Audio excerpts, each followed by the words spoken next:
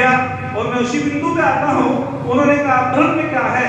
तो योगीराज कृष्ण जी कहते हैं अर्जुन को, अक्षर ही ब्रह्म है। अक्षर ही बोलो ब्रह्म है। अक्षर का मतलब जिसका नाश नहीं होता, जिसका विनाश नहीं होता, जो शाश्वत सत्ता है, अजर है, अमर है, वो क्या है? ब्रह्म है। फिर अर्जुन ने कहा कि इसका निज नाम क्या है? तस्य वाच्य प्रणव, अर्थात उस ब्रह्म को ओम नाम से जाना जाता है। बोलो, उस ब्रह्म को ओम नाम से जाना जाता है। वो ब्रह्म तो ओम है। और ओम के विषय में एक ओंकार सतनाम गुरु नानक जी ने भी कहा, और ओम के विषय में कहा ओमनी प्रेजेंट, ओमनी प्रेजेंट, ओमनीशेंट, अर्थात वो ओम को स्वीकार किया है सबने कि ओम ही सर्वशक्तिमान है, ओम सर्वोच्च है, ओम सर्वव्यापक है, ओम अजर अमर है। और तीन शब्दों से मिलकर के बना एक ओम में, अर्थात ए जो शब्द है वो परमात्मा के लिए संबोधित होता है, वो जीवात्मा के लिए होता है, मैं प्रकृति के लिए होता है, पूर्ण है वो।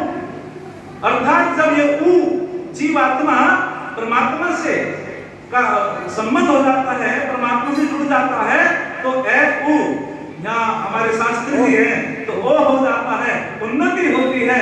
और जब ये जीवात्मा प्रकृति से जुड़ जाता है, तो जब मैं के साथ जुड़ता है ऊ, तो नीचे मात्रा लगती है तो पतन की तरफ जाता है। तो पता चला जितने भी व्यंजन हैं वे अपने आप में पूर्ण नहीं है, स्वर के माध्यम से इनकी पूर्णता है।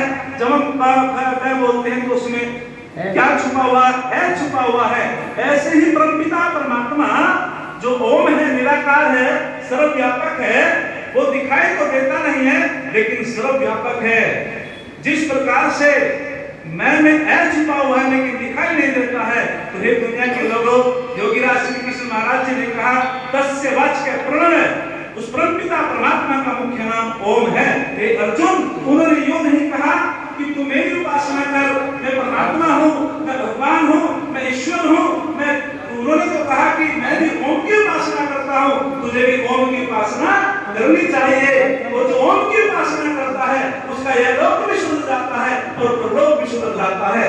अरे मौजूद है हर जगह परंतु नजर आता नहीं, बिन योग साधन के उसे कोई बोलो आता नहीं, बिना योग साधन के उसे कोई नहीं पा सकता। आगे उन्होंने कहा कि आध्यात्म क्या है? कि जो आत्मा को जान लेता है, अपनी आत्मा को जान लेता है, वहां से आध्यात्म शुरू होता है। अपने आप को जानना आध्यात्म वहां से शुरू होता है। जैसे कहते हैं ये मेरा सिर है, ये मेरा हाथ है, तो पता चला मैं हाथ नहीं हूँ, मैं सिर नहीं हूँ। ये मेरा पैर है, मैं पैर नहीं हूँ। ये मैं डॉक्टर हूँ, मैं कुछ और हूँ, मैं इंजीनियर हूँ, मैं कुछ और हूँ। अर्थात जब ये जीवात्मा बोलता है तो वक्ता कहलाता है, जब ये जीवात्मा सुनता है तो श्रोता कहलाता है, जब ये जीवात्मा मनन करता है तो मनसा कहलाता है, जब ये जीवात्मा चलता है तो मनता कहलाता है, जब ये जीवात्मा बुद्धि से निर्णय करता है तो पौधा कहलाता है। याद रखना, ये जीवात्मा जब तक ये आत्मा आत्मान रथिरम विद्धि शरीरम रथिरम तु बुद्धिम तु सार्थि विद्धि मने प्रदेव च, कहा गया है कि ये शरीर रथ कहा गया है। और महाभारत का ऋषि कहता है जब तक इस शरीर के अंदर ये रथी है, ये रथ चलता रहता है, और जब ये रथी निकल जाता है, आत्मा निकल जाता है, इसको अरथी कहते हैं कि अब तो उसको चलाने वाला नहीं रहा, इसके जो अंदर जो चेतन सत्ता है वो नहीं रही, और इस शरीर का जो सारथी है, इस रथ का जो सारथी है, उसका नाम बुद्धि है। हमें परमात्मा से जो प्रार्थना करनी चाहिए, बुद्धि की ही प्रार्थना करनी चाहिए। और इस रथ का जो लगाम है वो मन है, मन बंधन का कारण है, मन मोक्ष का कारण है। अर्थात जब तक हमारा मन में सिर्फ संकल्प वाले विचार नहीं होंगे, हमारी उन्नति नहीं हो सकती। और कहते हैं याद रखना दुनिया के लोगों, दो चीज का स्वभाव नीचे को गिरने का होता है, जल का भी और मन का भी। मन प्रकृति की तरफ को दौड़ता है क्योंकि प्रकृति से बना हुआ है, और जल भी नीचे को दौड़ता है।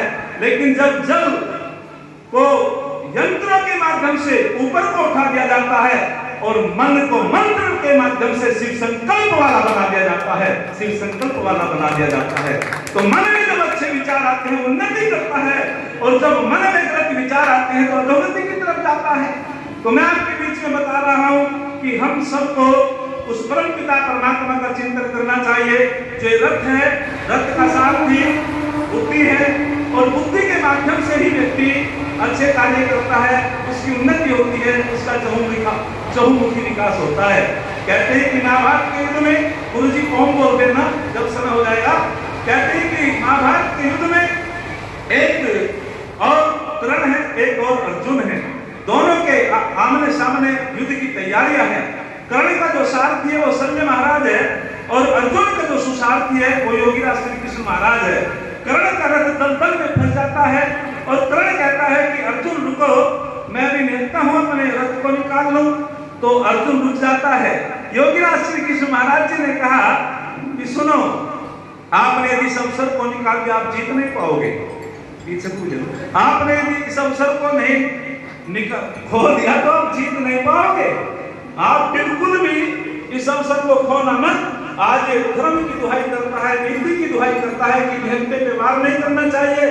जब तेरा पुत्र वीर अभिमन्यु था, इन 7 महारथों ने मिलकर के निहत्ते की निर्मम हत्या की थी। उस दिन का धर्म कहाँ था, इनकी नीति कहाँ थी। बस अर्जुन को दोष आ जाता है, वो बाणों से प्रहार करता है और वो धराशायी हो जाता है। जब धराशायी हो जाता है तो मैं आपसे पूछना चाहता हूं, किसके माध्यम से युद्ध को जीता? सुसारथी के माध्यम से युद्ध को जीता। यानी कि योगीराज कृष्ण जी का के मन में चिंतन मंथन था कि मैं इस युद्ध को भी तू जीत, और मैं तेरा रथ भी ठीक प्रकार से चलाऊंगा, तेरा मार्गदर्शन भी करता रहूंगा। तो ठीक यही एक उदाहरण हमारे जीवन में घटता है। जब व्यक्ति सुसारथी वाला हो जाता है, जिसकी बुद्धि कुशल हो जाती है, वो जीवन रूपी कुरुक्षेत्र के युद्ध को जीत लेता है। जिसका सारथी कुशल हो जाता है, वो कर्ण की तरह अपने जीवन को दलदल में फंसा करके पतन की तरफ ले जाता है। तो हमको बुद्धि की ही प्रार्थना करनी चाहिए। तो मैं अधिक न बोलते हुए इतना ही कहना चाहता हूँ, 2 प्रकार के संबंध होते हैं। जगत से हमारा क्या संबंध है, परमात्मा से हमारा क्या संबंध है। जगत से हमारा अनित्य संबंध है। जगत हो, पुत्र हो, मकान हो, जितनी भी भौतिक संपदा है, ये सब छूटने वाले हैं। लेकिन जो नित्य संबंध है, शाश्वत संबंध है, वो छूटने वाला नहीं है। वो संबंध आत्मा और परमात्मा का है। जब आत्मा और परमात्मा से अलग नहीं हो सकता, तो एक बार एक वैज्ञानिक से बात हुई। उन्होंने कहा कि सबसे सूक्ष्म पदार्थ क्या है? हमने भी परमाणु। बोले परमाणु से सूक्ष्म तो कुछ भी नहीं हो सकता। तो मैं इस बात को कहकर के अपनी वाणी को विराम देता हूँ।